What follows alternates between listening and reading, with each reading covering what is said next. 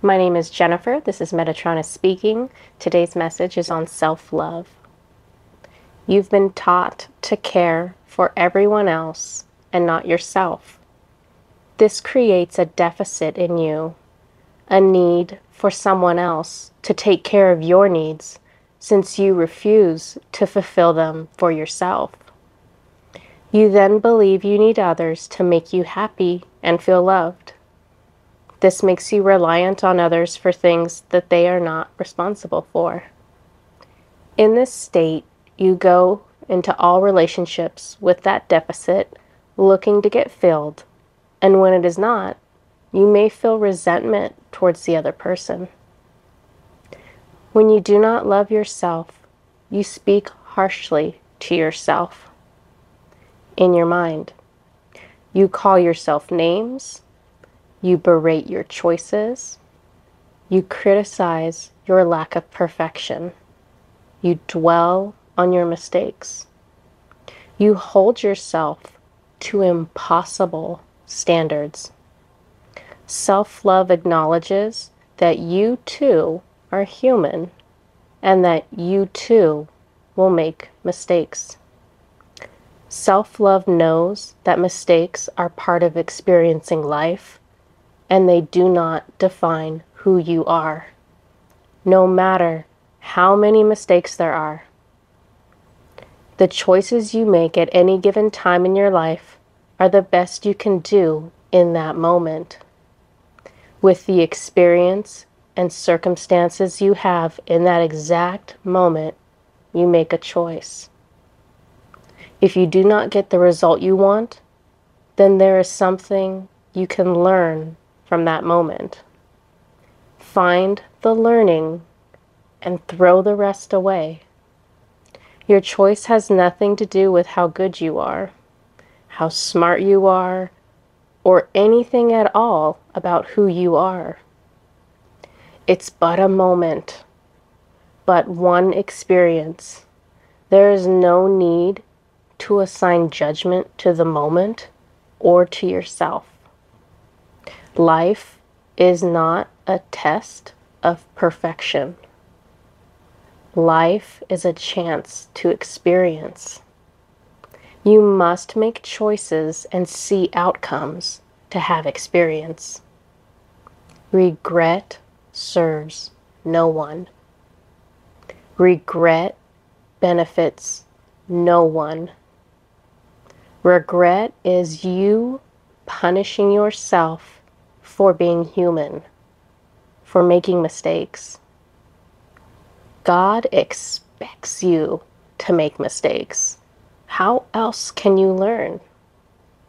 Some souls need to make the mistake once, and other souls need to make the same mistake 100 times, 1,000 times. And that is okay. Both souls are doing exactly what they came here to do. Each soul learns things in their own way, in their own time. When you love yourself, you allow yourself to have experiences without criticizing yourself.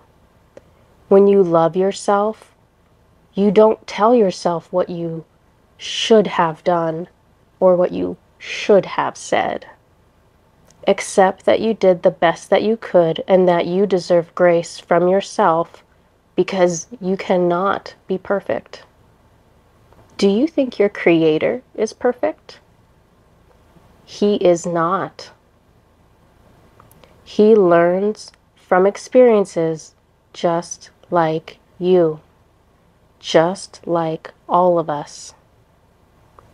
Loving yourself is placing your needs first before anyone else's. It is not selfish. Why do you see your needs as less important than someone else's? They are not.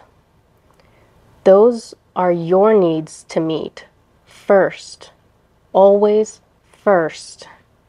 If your cup is half empty and you keep pouring into other people's cups, It will not be long until you have nothing left to pour, and your vibration and experience with the world will suffer. Meet your needs first. Fill your cup to the very top with kindness for your shortcomings. Fill your cup to the top with appreciation for yourself and your body.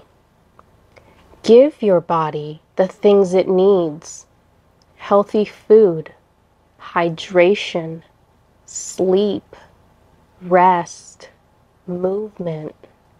Cry when you feel like crying. Rest when you feel like resting. The body tells you what it needs. Start listening to it. You need this vessel for your stay here.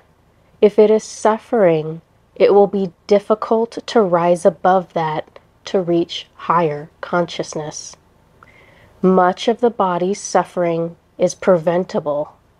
So, love your body. Self-love is prioritizing your emotional and mental well-being. Self-love is placing boundaries around people and events that are damaging to your emotions or mental health. This means honoring your emotions when they arise, giving them a means of expression, and not judging your emotions. This means limiting or removing activities that leave you feeling drained. This means reassessing and rebuilding your life into one that brings you joy and feels in alignment with what you want to experience in this life. Prioritizing your emotional health and your mental health means regularly engaging in the things that refill your soul. A walk outside, reading a book, writing in a journal, gardening, painting, a bubble bath, yoga, a nap. Prioritize the joy of your soul. Prioritize the needs of your soul. It is from this place of wholeness and contentment that you can choose to extend some energy to others or not. It is not a requirement that you meet the need of others.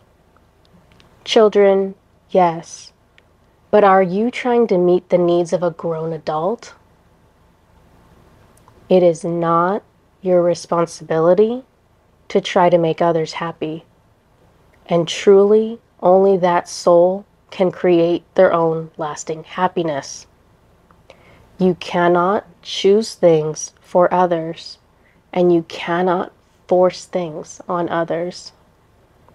Let go of how others react and how others choose.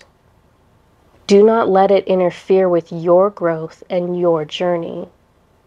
Your focus needs to be on you, because that is what you can control, and it is infinitely more impactful than you realize.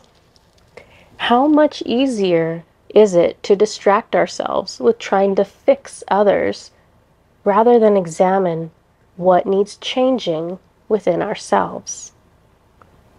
The critical voice in your head isn't you being conscious. The critical voice is a knee-jerk reaction. It's your mind being stuck in a repeating pattern of behavior. You must bring awareness to the types of thoughts you have. Are those the types of thoughts you want to have? Making changes to long-held patterns of thoughts takes awareness and practice. When you notice yourself having a critical thought about yourself, give yourself a chance to redo the thought. Replace the thought with a kind comment to yourself. It may take a few tries, as your habit to criticize is deeply set. Speak to yourself the way you would want your best friend to speak to you. If you can get to this place of treating yourself with respect and kindness, it will become painfully obvious to you those in your life that do not treat you with love. It will make it much harder.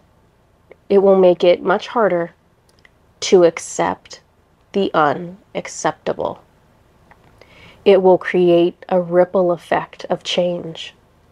As you put more love into you, you will recalibrate your tolerance levels to know that love is the only thing that you will accept.